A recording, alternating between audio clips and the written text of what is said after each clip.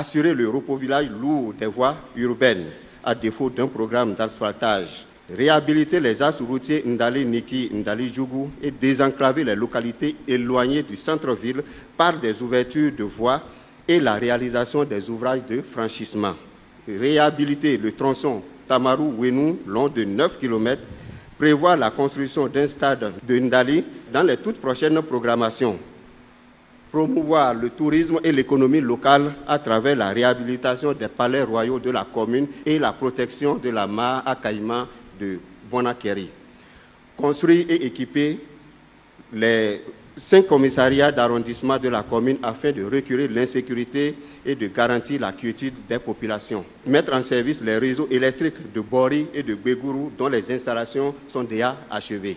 Densifier le réseau énergétique de la commune en vue de satisfaire les besoins croissants de nos ménages. Même si tout cela continue de nous manquer, que nous avons le courage de regarder le Bénin entier pour voir si ce qu'on n'a pas pu faire depuis 60 ans, le rythme qu'on n'a pas pu obtenir depuis 60 ans, la quantité de travail qu'on n'a pas pu faire par année ou par quinquennat depuis 60 ans, est-ce que depuis ce pari que nous avons pris ensemble, est-ce que depuis ce moment-là, le rythme, la vitesse, l'ampleur, c'est-à-dire la quantité et la qualité avec laquelle nous faisons ces choses-là, dans tous ces domaines, constitue une révolution. Devant le mandant lui-même, on prend davantage conscience de ce qu'on a pu faire, de ce qu'on n'a pas pu faire.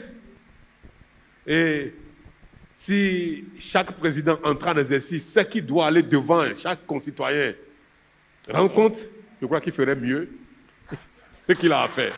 Nous avons acquis des choses en liberté et la démocratie. C'est très bien, on a acquis. Parce qu'on s'est battu pour. Si on se bat pour la bonne gouvernance et pour le bien-être matériel, on va l'obtenir.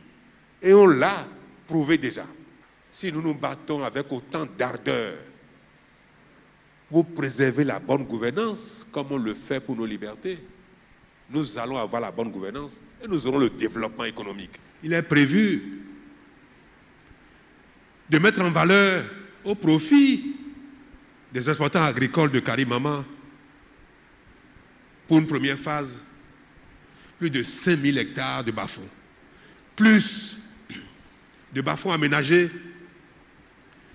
plus nos producteurs feront la culture du riz